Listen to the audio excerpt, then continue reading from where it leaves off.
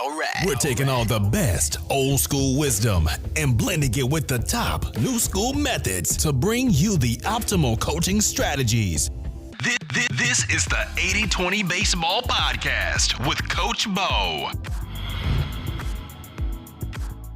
Welcome, baseball coaches. Coach Bo here with you. I am fired up for this week's episode. I'm always pumped up, but I am fired up this week. We have a legendary coach, a Hall of Fame coach from my neck of the woods, joining us today. Part one of that interview with Coach Russ Wright will be coming up in just a moment. Before we get into that fantastic interview, I want to talk about something here when it comes to coaching our hitters, specifically how to better assess, how to better tell if our players have the right mindset, the right approach, the right hitting plan with two strikes, and also with less than two strikes. And this is something we've never discussed on this podcast. So I want to talk about that. And this is something we can use immediately as coaches to better assess the readiness of our hitters with two strikes and even with less than two strikes. I'm going to tie this into an article I was reading last week. Coach Jim Schlossnagle, speaking of another Hall of Fame coach, he was the Texas A&M baseball coach. Now he's the Texas baseball coach. I'm not going to get into that here. That's outside of the scope of this podcast. But nevertheless, him and his team were one run away from winning the College World Series. It's one of my favorite sporting events to watch. I've been watching it every year for about 30 years, going back to 1995 when the local team that I live nearby, Cal State Fullerton, won it all with what is considered one of, if not the best college baseball team of all time, led by Mark Kotze. So Tennessee won the College World Series, and this article that came out after game one of the championship round, I dug up a good article here about how these elite teams train up their hitting approach.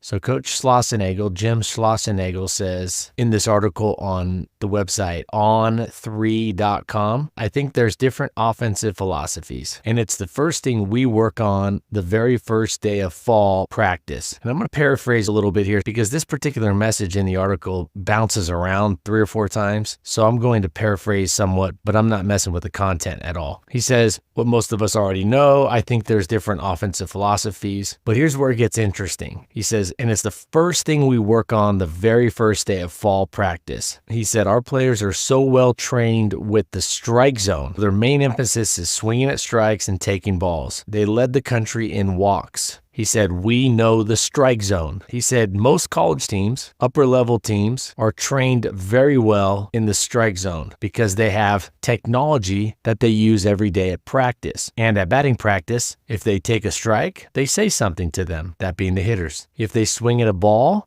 pitch outside of the strike zone, the coaches say something to the hitters. He said there's a compounding effect of coaching up the hitting plan over time. Now, in this article, he does mention that his team doesn't have a different approach with two strikes as they would with less than two strikes, but I watched them play closely this last year and a lot in the regionals, super regionals, College World Series, and they definitely have a different approach with two strikes. It was very clear they do. So I don't know if he was holding back a little bit. Kind of makes me think of what the Driveline founder, Kyle Bodie, said years ago. I read something he said to the effect of what we know about the training methods in pro ball, what we know about what they're doing, the professional teams that is probably 10 years late. We are learning about what they're doing 10 years later. In other words, what they're doing right now with training, etc., we won't find out about for another 10 years. And that makes sense, of course. And college isn't much different. His team, Texas A&M, clearly had a different two-strike approach than they did with less than two strike. What I wanted to share was that this is the first thing good coaches coach up. Day one in the fall, 6 months before their first game, they're coaching this up on the first day, learning the strike zone as a hitter. He also mentioned that his hitters, when they get a good pitch to hit, with two strikes, are not looking just to put it in play, foul it off. If they get a cookie, a meatball with two strikes, they're ready to hammer it. Again, letting the pitch and the location with two strikes dictate the swing intensity, etc. And the other thing that stood out was they use TrackMan and they track the strike zone with all their hitters every single day at practice. And this goes back to what I talked about with y'all a while back, that this is something we should continually coach up. We don't want to overcoach. By and large, most youth coaches, in my experience,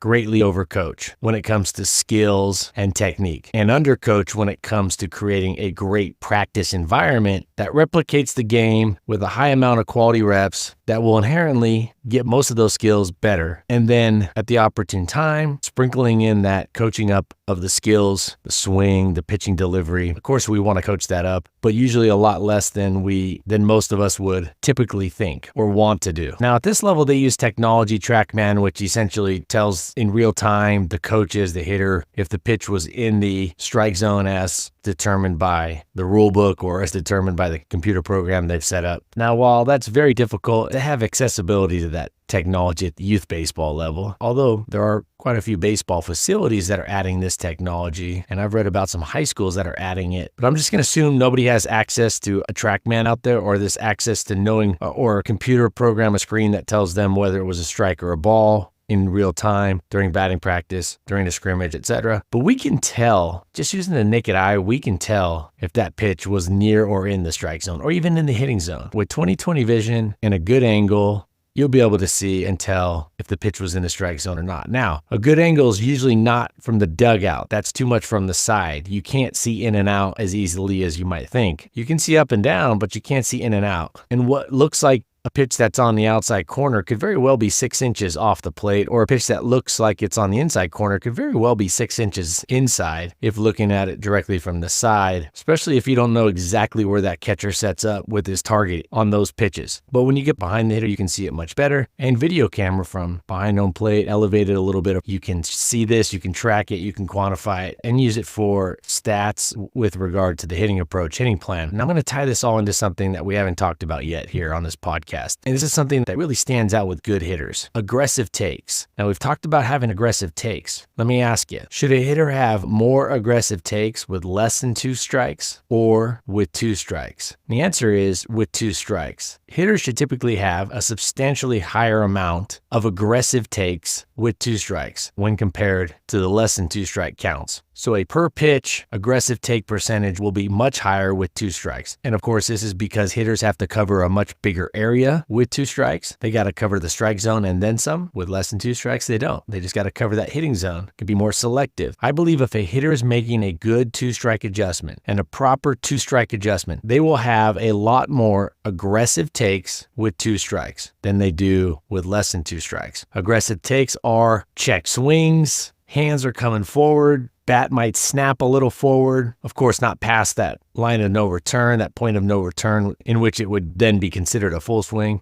But there's a lot of these quarter swings. You'll see a little bit of a whip. You'll see the hands kind of come forward. You'll see a little bit of a rotation with the body, the upper body. You really see the hands start to move. The biggest indication is that bat, the barrel will kind of whip a little bit. It'll snap forward a little bit. And that's telling you that the hitter is ready to hit. They're ready to go. So a simple way to determine if your hitters, your kid, your players are making a 2-strike adjustment, or they're more check swings, or they're more partial swings with 2 strikes when compared to the less than 2-strike counts. You want to see your hitters with more aggressive takes, in other words, taking the pitch, more aggressively take pitches with 2 strikes. Wanted to hit on that. All right, let's dive into the interview. We have a Hall of Fame coach. I would consider a legendary coach, Coach Russ Wright. He's been a coach in Idaho with a career spanning nearly 4 decades. He did coach a little bit of college, but almost his entire career was at the high school level, including stints at Fruitland High School and Oahe High School, not to be confused with Hawaii. Oahe High School here in Idaho. He won 11 state championships as a coach, 8 at Fruitland and 3 at Oahe. At Fruitland, Coach Wright built a dynasty, winning 8 state titles in a 10-year stretch, including 4 consecutive championships. Of course, winning a state title is incredibly hard to do. Winning 8 in a 10-year stretch means you know what you're doing. You're not getting lucky. You didn't just win with a good group of players. You won with 4 or 5 different groups of players. In 2019, Coach Wright retired from coaching at Fruitland High to become the school's athletic director. In 2022, Coach Wright came out of retirement to coach a new school, a brand new high school that I drove by just the other day, actually. He comes out of retirement to coach at a newly opened high school. And of course, they never had a team before. And in his first year at Oahe High School, Coach Wright led the first-year program to a state championship, defeating perennial power Rocky Mountain 6-0 in the final. Coach Wright went on to lead Owyhee to 3 consecutive state titles in the school's first 3 years, including one about a month ago. After he won his 11th state title, his 3rd in a row at Owyhee, he announced his retirement after 38 years of coaching. Get this. Coach Wright was elected into the American Baseball Coaches Association Hall of Fame back in 2011. So the ABCA, which is essentially the granddaddy of coaching associations, gave him Hall of Fame status, inducted him into their Hall of Fame in 2011. 11 years after that, he went on to win another 3 state titles at a brand new school.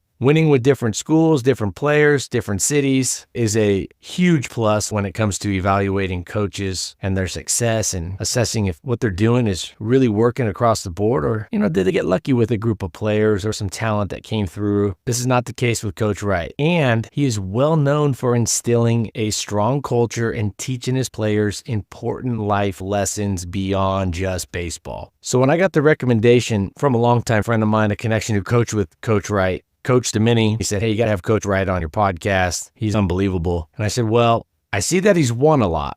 How is he with the players? He says he's great with the players. He wins and he cares about the players. He wins and he cares about teaching the players important life lessons. And I said, enough said, let's do this. And thankfully, Coach Wright didn't hesitate. He said yes right when I asked him. So I'm pumped up, fired up to bring this to you. One of the most successful and respected high school baseball coaches is going to come on and discuss first how he got into coaching and how his path to coaching wasn't something that he had planned. And that's like a lot of youth coaches. It's not something they maybe even thought of 2 years ago or 5 years ago. Might have been something that never crossed your mind. In fact, I was talking to a dad the other day. He said he's going to coach a team in the fall. And he said, I hadn't been planning on coaching until about a week ago. And then he said, now I've committed to coaching a team for the first time. So Coach Wright's going to share with us the 2 things that have had the biggest impact on his team's success over the years. He's going to talk about how to make practice truly fun. He's also going to share with us in part 1 today, when and how to give the players the why behind what your team's doing, behind your practice methods, the why behind your coaching strategies. And lastly, he will discuss how he coaches up skill development. And there are a few other things we touch on in part 1 of the interview. With that said, let's dive in to part 1 with Coach Russ Wright. All right, I'm here with Coach Wright, and we visited off mic before we hit the record button, so we'll dive right into it. Coach, if you wouldn't mind sharing with the 80/20 baseball listeners your background story, the coaching journey that you've taken over these past 38 years. Absolutely. When you're talking kind of coaching journeys, my journey probably a little different than some. I was the kid that was not a good player early. And so if you talk to my high school coach, last kid kept and tried out a bunch of positions, can't do any of those. You could help this team by going to the bullpen and catching pens, and caught a lot of pens. Really kind of started to fall in love with baseball more than other sports that I played. Probably had a little more affinity to baseball as well. So get much better on a team that was really good. For a small town in Rupert, Idaho, which is a very agricultural school, really good high school team. We're talking about a shortstop, played at University of Arkansas, the second baseman at Texas A&M, 7 college players, and I was not one of them yet. And so wanted to play. Nobody really wanted me to play. The very end of my high school during Legion, a couple of junior colleges reached out. I had a very old dad. Junior college was for kids that weren't academic, and his son made decent grades, so you're not going there. So I actually spent my first 2 years at University of Idaho not playing. Dad passes away. I tell my mom, this is something I really want to do. So I have to try to find a place to walk on, network through a couple kids that were a year older than me. And long story short, get a walk-on tryout at New Mexico State, go down there with no promises. I could probably have been sent home a week later and I guess I'm back at University of Idaho. Made that team, played 3 years there, great experience. Then the same thing, the coaching part came late. I was an architecture major and then an engineering major. And then for a summer job right before my last year of school, I got to find a summer job. High school coach not my high school coach. My high school coach had moved on to the college ranks. High school coach said, hey, I don't want to coach in the summer. Do you want to coach the Legion team? And I was like, sure, why not? Not really knowing anything about coaching, did it. I was like, wow, I think I just found out what I wanted to do, even though I probably wasn't very good at it. And so changed my major, education major, got my degree in that, started out in Southern California because where do you go if you want baseball? Southern California, Texas. It's usually not Idaho. Met my wife before I left. We got married and we spent 4 years down in Southern California before we came back home, so to speak. My high school coach called and asked if I wanted to be an assistant. And I was like, yeah. So I left my high school mid-year, went to Treasure Valley Community College, was an assistant there. Then they property tax measure that cut my position. And so kind of reluctantly, I would say, went back to the high school ranks. It was awesome. Had stops at Payette High School, which is really close to where we live right now. And then the athletic director at my high school called after 1 year and asked if I would apply for the head coaching job at my high school. And I was extremely honored to do that. I spent 11 years there, then spent 4 years as the head coach at Treasure Valley Community College. Again, I was hired as the head coach by my high school coach, who is now the athletic director. Really loved it, but my kids were in this state, they were starting to go through their stuff. And I would say I probably didn't manage coaching college as well because I wanted to do it 24/7, 365, which is kind of how you have to do it. And so wanted to see my wife and my 3 kids a little more. So transitioned back to high school, and I was at Fruitland High School for 16 years and then spent my last 3 at Hawaii. Kind of a long run. So it kind of hit me late, but yeah, it's treated me very well. I think it was what I was meant to do.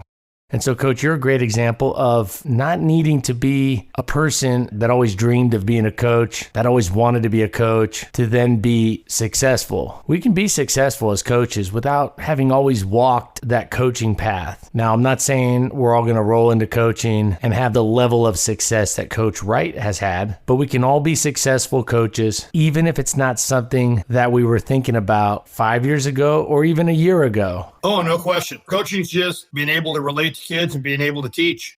Definitely. That's a great one-sentence message. Coaching is just being able to relate to kids and being able to teach. Connection, knowledge, communication. So let's dive into a little bit more of the strategy and strategies behind what you've done as a coach over the years. The first question revolves around the 80-20 principle, the 80-20 rule, and that is, what are the 2 to 3 coaching methods that you've used that have had the biggest impact on your team's success? Well, I would tell you, I think probably the most important thing, besides obviously having quality assistance, which I've had at every stop, you can't do it without people helping you. But I think even those guys would probably tell you, I think the strength of our program is the ability to have quality practice. And I think that might be the forgotten piece. I think everybody now just wants to play. Play is where you get to test whether your skill set and whether the stuff that you've picked up you can use and put into play to help you have some success. And so I would say we put a lot of time and a lot of emphasis in having really well-structured, thought-out practice, not only from picking up individual skills, the ability to throw a pitch, take a swing, but also putting practices which are game simulation, where when you hit the game, you've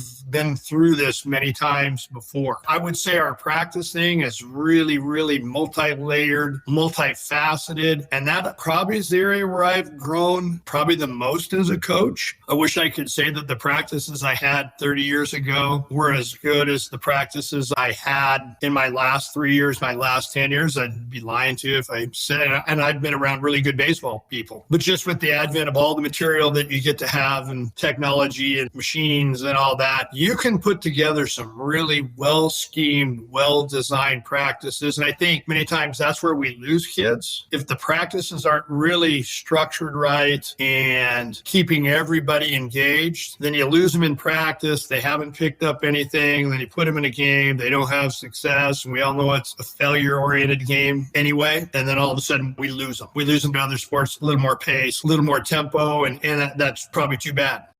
So by upping the pace of your practices, adding tempo to your practices, you've kept kids better engaged over the years. And I'd love to hear your thoughts on this. When I talk to other coaches, especially youth coaches, I think there's this general thought that in order to make practice fun, we need to think outside of the box. We need to take the team to the water park. We need to bring a slip and slide out to the practice field. And those aren't bad things, of course, where we have to play a bunch of circus type games, but isn't a fast-paced, up-tempo practice that keeps our players engaged, that gets them a lot of quality reps, that gets them better prepared for the upcoming game so they have more success when the spotlight's on them? Wouldn't that be the best type of fun?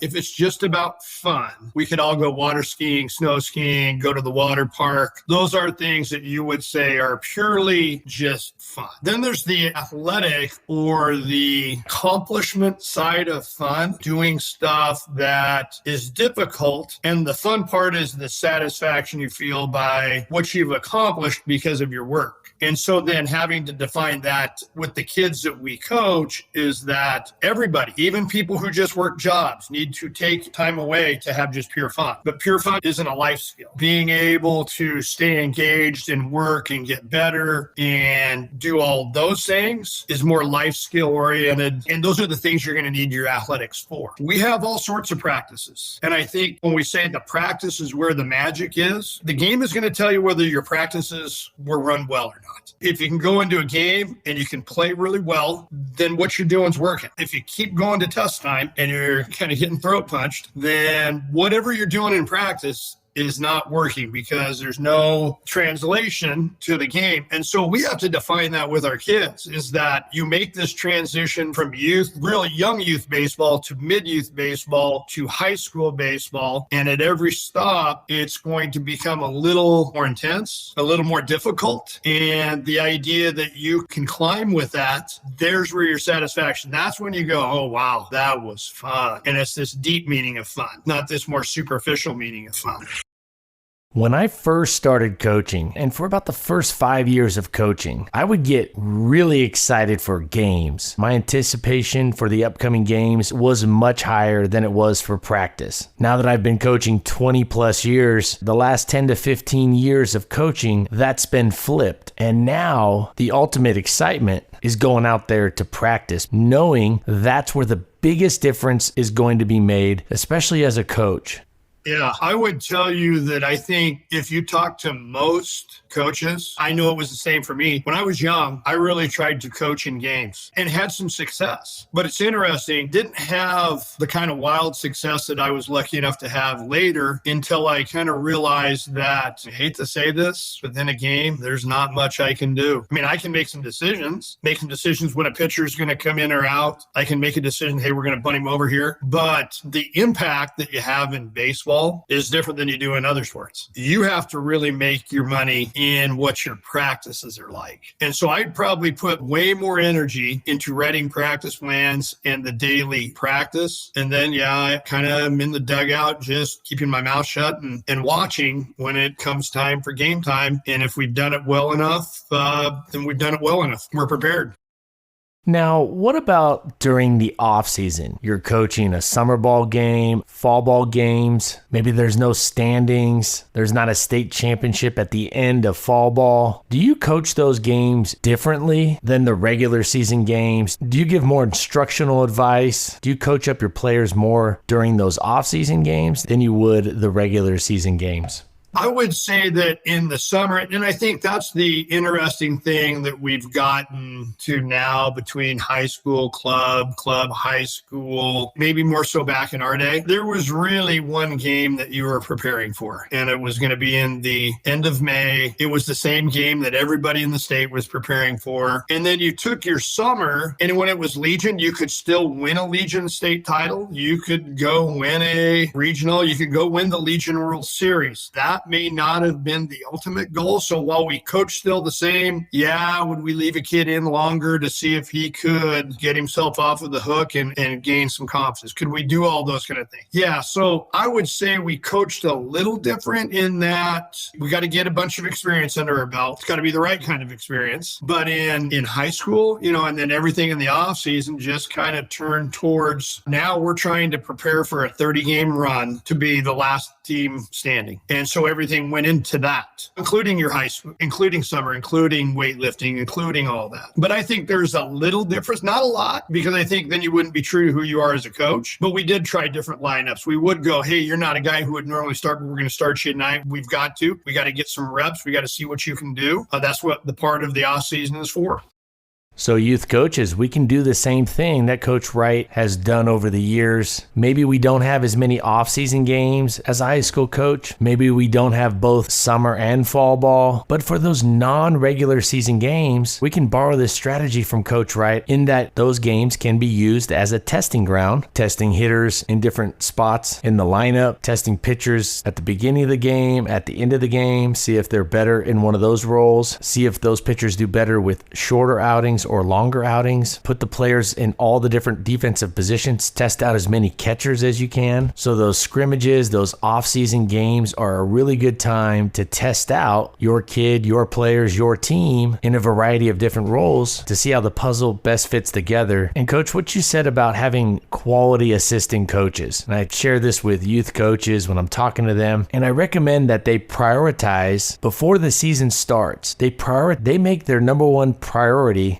getting as many parents involved, ideally on the coaching staff. But there are a lot of roles that even those parents that can't make practice can take on that can reduce and even eliminate a lot of the work the manager has to do, allowing the coaches that are actually on the field out there at practice to do more coaching and less of the paperwork and organizing and setting up of team parties, etc. And Coach Wright here has talked about being fortunate to have a lot of assistant coaches, but coaches aren't knocking down Coach Wright's door for that high school coaching stipend. Comes out to probably less than minimum wage when it's all said and done. But like Coach Wright just said, it's a priority to get quality assistants and have quality practices. And by and large, those are two things that we can control. So putting a lot of energy into practice, getting quality assistants, getting parents, recruiting those parents, getting a spot for them, finding a role for them. Does that sound about right, Coach?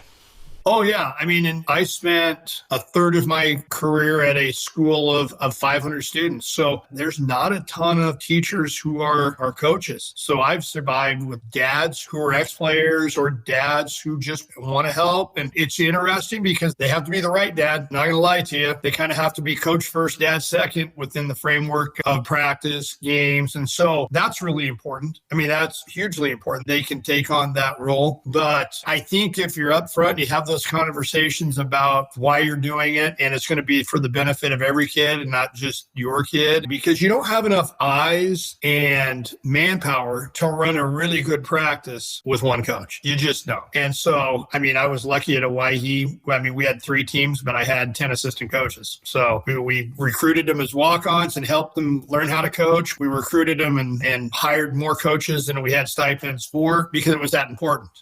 Well, that says a lot about how much you prioritized a quality coaching staff, getting quality assistants, and getting that additional support that we all need as coaches. Now, I want to tie 2 things together here. So, Coach, I am going to put you on the spot right now. You haven't mentioned it. You haven't even alluded to it at all. I know you're very humble. How many state titles have you, your players, and your teams won? 11 state titles, and we've played in 17 state championship games. So I've lost 5 of them, and I think been to the state tournament 24 out of the 38 years. So we've been really lucky. I probably had more really good players than I deserved. How's that? But we've at least been able to do it at multiple places, multiple stops. Well, 11 state titles is hard to believe. It's beyond impressive. And you've been able to win in different cities, at different schools, with a ton of different players. In high school, for the most part, you can't recruit. You can't bring in the players you want from all over. No, John Wooden, I think, won 11 titles also. But John Wooden, after about title number 2, was going all the way to New York and getting Lou Alcindor. And players might have come to you a little bit more, especially as you started winning. But families and kids are only going to drive so far at the high school level. And I think that does happen when people are, I mean, when we moved and I was taking the head job at Treasure Valley, we did what all parents did. You want to find the right school for your kids. There was, I mean, we could have been over in Ontario, but we were Idahoans. And so there is a string of small 3A schools that are really close to where I was working. And we could have picked any one of them, but we literally visited all of them. Which one seemed to do a really good job academically? Sports was important to our kids. Which one seems to have a really good sports program. And so you are going to get a little of that. I think when the magic happens is when your culture is so strong that the 7th, 8th grade kid is looking at the 11th, 12th grade kid saying, I'm going to be him in 4 years. That's what they do. And they start acting like him and they start going to weights like this kid. And pretty soon as a 9th grader, they're practicing side by side with the senior. And then you're reloading. You're just replacing really good players with more really good players. And I think that's when it's really satisfying as a high school coach. You're right, because you don't get to go pick them. They try out, you keep them, and then we have to try to make you the best version of you that you can be. And if that seems to just all of a sudden, they go, wow, you got kids running through your program like crazy. You're going, good for our assistant coaches, good for our kids that have done it the right way and made wanting to be a Fruitland Grizzly or the Owyhee Storm or a Minico Spartan, make that a priority and really important. So, I think that's kind of the beauty of the high school model. And in many ways, the high school model is not much different from the youth baseball model. Now, what I'm hoping the listeners got out of me putting you in the spotlight there, Coach, and asking you how many state titles you've won goes back to the question that I asked you, what are the 2 biggest things that have impacted your teams over the years, that have impacted your team's success over the years? You said quality assistance, but you also said quality practices, high quality practices. And you could have mentioned any number of things with regard to coaching during the game, at the game strategy, pitching rotation, calling pitches, lineup, or even some magic skill teach. So what I'm hoping listeners get out of that here's a coach that has had the utmost success, and he's saying that one of the 2 biggest things that have impacted his team's success over the years is running a quality practice. And it all ties in with that old adage, championships are won during practice. And Coach Wright and his teams and programs are a crystal clear example of that connection. Now, Coach, what are some recommendations you have for coaches to build rapport to help increase the player buy-in in a genuine but practical way? Well, I think first one is you're going to have to earn the trust of your players. I think kids very early can find out if you're just kind of BSing your way through or whether you're really genuine in what you're trying to do. And so I think that first and foremost. So first thing, I got to really know what I'm doing. And if you can hit them with really good, really structured practices, then you can be very honest to them about their development and their effort. When they start seeing some success and you've been very genuine, and it doesn't mean you're BSing them. I mean, you might have to tell them the truth a lot of the time, which may not be real pretty all the time. You don't work very hard. You're going to have to show more focus. You're going to have to, whatever that might be. I think that they start seeing you out of these very authentic eyes, and they know that you just want the best for them, even though that may not involve everything being punch and cookies and all that. I think a lot of times people try to maybe BS their way through it. I think they see through it really quickly now. There's so much information. So you could go to YouTube, you could go to coaches' sites, you could go to your podcast, you could go 90 million different directions, find a few really good, genuine practice schematics, and genuinely go through them with your coaches, put them in, tell them that here's why, here's how, here's what we're going to do. And if all of a sudden kids look and they look at their peers and what they're doing seems special, you kind of have. I would always say if you watched us practice, you should see something like, wow, they are getting some stuff done. It should look decidedly different than just every other run-of-the-mill high school. If we look like that, we're probably not establishing much as far as culture or any of that. Even in 9, 10, 11, 12, 13-year-old ball. If your team looks decidedly different in what they're doing and how they're getting ready in practice, you automatically have instant buy-in from your kids because they know that. They see that. We're different. So if we go out there as coaches, youth coaches, high school coaches, or at any level, if we go out there and we're trying to fit in, we're trying to coach just like all the other coaches, we're trying to run a practice that's a carbon copy of all the other practices out there, then we're probably leaving some really good coaching strategies and coaching growth on the table. And like you said, Coach, the opportunity to increase player buy-in. Along with buy-in, you mentioned being genuine and sharing the truth with players and being honest. Often I found that if you're doing things a little different than the norm. You have to be consistent with giving the why before whatever it is you're going to do with the team, whatever it is you're going to have them do. Now, it's not an oversell, but when you are running a practice, like you said, that's decidedly different than the run of the mill, I found that there's a higher level of importance when it comes to getting the why across to them, of course, without overselling it. Is that something you've experienced? I think you probably hit it right on the head. There's a delicate balance between always having to explain why. Well, if I'm always having to explain why, you don't trust me. But we're also going to not just throw something out in front of you without giving you the rationale for why we do it. And then after that, once we've kind of put in, okay, we're going to do, a lot of my stuff is named after colleges or places that I had stolen it. So if we're doing ASU infield, the first time we install it, we teach it, we tell you why, and then that's it. Now when we do it, hey, you're just watch the guy in front of you take a 45-degree check step. I shouldn't have to explain why we do that every single time, right? You got that up front, and then you're going to have to kind of put yourself immerse yourself in the practice setting and let the practice kind of mold you. But I think sometimes kids are really why-driven now. I think sometimes kids can be deflective. I'm not going to do anything unless you would tell me why. And so I think there's this kind of best of both worlds, the why as to we do it, and then, hey, you just got to jump in and go.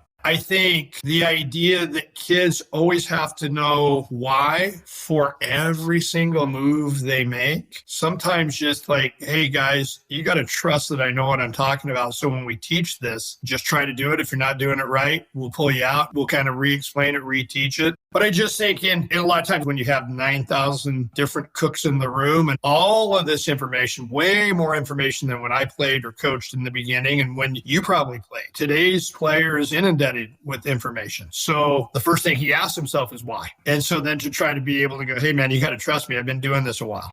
Or here's a really good drill and we're going to introduce it. And they look at that and go, yeah, that's pretty good. That's different. One of the big upsides of all of this information, and I still do this, I am a rabbit hole coach. I'll go watch video, watch YouTube, try to steal stuff, look at stuff. As an ABCA member, I get clinic videos twice a month, and I'll go in and watch them and go, yeah, I like this. Oh, wow, that's pretty good. I think with just Joe Dad, right, who just wants to help his 9, 10-year-old team, if you spent 15 minutes in the rabbit hole of YouTube under youth infield drills and you really study it, write it on a note card, like this is how we're going to do it. And all of a sudden now it's not one bat, one ball, one ground ball, 11 kids standing. Or as I would say the back in the day when I played the workup practice, right? Now all of a sudden you're hitting kids with something that they have never done before. You kind of give them this is how this is going to look. This is why we're going to do it.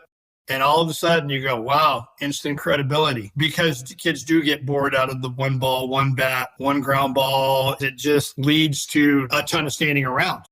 Yeah, at the end of the day, and being a good salesman will only get you so far. You have to have a good product, and the product for coaches are high quality practices and being a quality person. And something, Coach, I share with the listeners from time to time is one of the best ways to build up our confidence is to go out there with a quality practice plan ready to rock, some organization, and create that good product, which is a good practice. A quality practice, fast-paced, a lot of quality reps.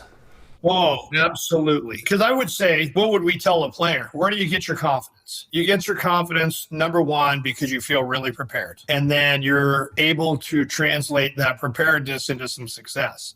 Well, it's no different from a coach. If I don't walk out to practice, the practices that I absolutely hate the worst are the ones where I have planned practice. It's posted at 7:30 in the morning, and then at 1:30 in the afternoon, we're just getting shellacked by rain, and I have to throw something together in some ways haphazard because of the time frame, right? And it's a thrown together practice, and I hate them. So even if it's just 3 things that you're going to do in the practice as a youth coach, how you're going to warm up, how you're going to do your BP, how you're going to teach a skill set either to individuals or within a group. If you could just do that and have it all planned out, just like you know how it's going to go, it's going to go much better. The kids are going to become more confident. You're going to become more confident. Kids are going to see that translate. And if it translates, then you got them hooked. So, Coach, what are some of the common mistakes that you've seen a good amount of coaches make, and how can coaches avoid making those common mistakes? I think sometimes the emphasis on results instead of process, I might say on a big catch-all term, that probably is the biggest mistake. I wouldn't lie to you. In our program, we talk state championship. We talk it at the beginning of the year. We might have to have a correction mid-year, like, hey, if that's really your goal, the direction you're headed is not, those two are not conducive. We talk it a little bit at the end. But outside of those three, you'll probably never hear us speak that because that's a result of the process. And so when we talk about process, we're talking about like, how are you mentally? How are you physically? What are you doing to get yourself better mentally, physically? The world could end tomorrow. What's your last practice going to look like? What's your last swing going to look like? And so I think we probably generationally, we're really consumed with the outward end result and not as driven on the day-to-day, got to wake up and go to work today. Got to wake up and go to work today. You and I both had, well, I'm retired now, so not as much, but still, I mean, you got to wake up in the morning and get something done. And so we spend a lot of time talking about that very, very, very important concept. If you're a person that can wake up in the morning and get something productive done, you're probably, if everything goes right, going to have a few state championships. If not, you're going to be really happy with what you did, even if you didn't. I think that's one. And I think you can see that, you know what I'm saying, in that there's this, we live in the Sports Center highlight. You only see the home run. You only see the dazzling play. What you don't see is the day in, day out, pitch by pitch grind that really good baseball, really good lives are. And so we spend a lot of time on that. We spend a lot of time on that. Good stuff, Coach. Putting the results before the process. So a big mistake you've seen is putting the results before the process. Hey, I want your thoughts on this. A mistake that I've seen a lot at the youth level, and that's putting, in my opinion, too much attention on skill development, on technique, a player's swing, their pitching delivery mechanics, infield technique, etc., rather than spending a small amount of time on that and focusing the bulk of our time on putting together high-quality training drills, high-quality training reps. What are your thoughts on that? I think you can go to the rabbit hole both ways. Sometimes you don't do enough teaching of an individual skill set, whether it be a swing, an arm action, right? That you just let the kids flounder with what they have. And there probably is a time to step in and correct some swings, correct some arm action. But just like you said, if you teach well and you put warm-up progressions together, those should start to remedy some of those without you having to spend an exorbitant amount of time in one-on-one dialogue with a kid on his arm action or his swing or his infield mechanics. And so I would say you're right. Really good hitters, they hit a lot. And so you can spend so much time worrying about your swing that you have paralysis by analysis, and it becomes a struggle for you versus kids of my generation, probably somewhat of your generation. My best friends and I, granted, we didn't have a ton to do, but we took the car out by the field and put the music on and threw BP to one another and put the roll cage out. And we spend a lot of time without a coach around, and all we did is throw BP and hit baseballs. There's a lot to be said for that part of the deal where it's you figuring out you. And I think there's places where we go too much in any one of those directions. But I would say as a coach, if you can teach it a few times, put a bunch of really good drills together, and then just have them do it, for lack of a better term, at the end of my career, I got really good assistants. I got really good practice plans that I keep stealing from people. And so I fold my arms and watch them go through the practice drills, and I'll say something if I need to. More times than not, I might just say something to a kid when he comes over to the side. Hey, man, you can't take your hand down to your hip on a pick. It's got to come up and out of the glove. Or I'll just shout it. You got to get your hand up and out of the glove on the pick first. And that's it. And they're just all rolling through those. We do 5-pitcher, 3-pitcher, all those things that we kind of have in the toolkit. Then you're right. You don't have to spend a ton of time with analyzing one thing and having a bunch of kids listen to it.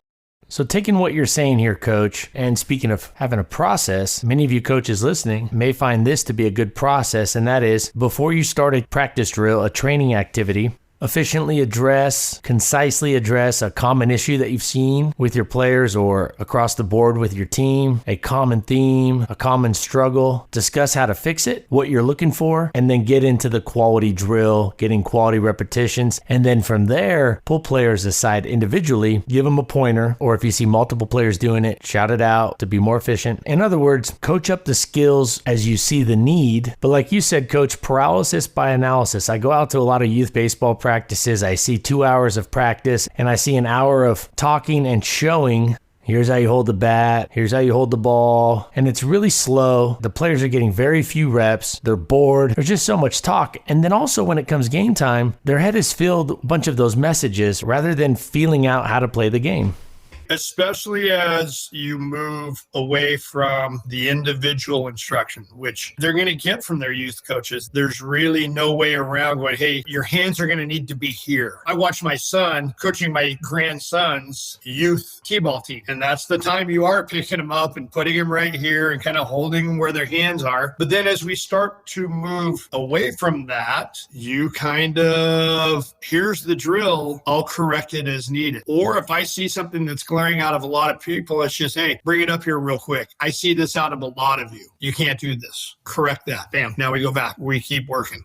On a similar item, I'd love to get your thoughts on this one, Coach. I see a lot of coaches at every level correct the first physical mistake that they see. Simple example, an infielder boots a ground ball. It's the first time they've missed a ground ball in that drill, and the coach is saying something to them right away. And I subscribe to the school of thought when it comes to physical mistakes, just making a physical error, like a shortstop booting a ball in an infield ground ball drill. In my opinion, we should not address the first mistake that player makes. And ideally, let them make a few mistakes before we intervene and try to coach them up. Now again, if a shortstop makes an error and then the second baseman and the third baseman makes the same mistake, they all make the same mistake, then I would address that. And by not over addressing mistakes, feeling like we need to give a coaching message after every physical mistake, I think this does two things. One, I believe it sends the message that we trust our players a little bit to figure it out on their own, that we believe they're smart enough to figure it out on their own. And two, I think we can overfill our players' heads with countless coaching messages and pointers and tips, which probably leads to overthinking come game time. What are your thoughts on that, Coach?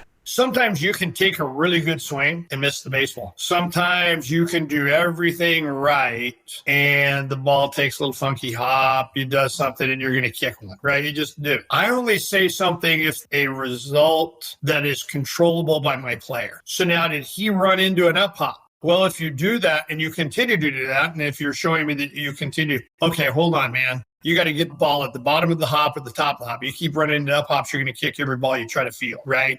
Or you missing under the ball because you're dumping your barrel because you're trying to get too into the zone too early. I start to say things if I go, you're booting it because of something that's easy to control. You have to get yourself a better hop. Here's how you get yourself a better hop. You could have done one or two of these two things with that ball. But to just on every time a kid doesn't hit a line drive, oh my Lord, you'd be wearing yourself out mentally and you'd be wearing a kid out mentally. He wants to know if the round was bad. What did you see? Not if an individual swing was bad. Well, heavens, that's going to happen. I would agree wholeheartedly. You can spend way too much time in dialogue instead of maybe some quiet, let the kid figure it out. Kids will figure out a lot. So let's just say you're doing some batting practice or something and the kid is missing underneath the baseball. So you could just ask the kid, hey, where are you missing? I don't know. Well, now we need to have that conversation. If a kid goes, I'm missing under all the time. Okay, so here's your choice. You have to figure out, and it's probably best, I can give you some tips, but at the end of the day, you're going to have to figure out how to not miss under a baseball. You have to do that because that's you. It's your swing. It's your processing skills. I can give you some tips, but it's going to be up to you anyway. You're going to have to figure out how to not miss under.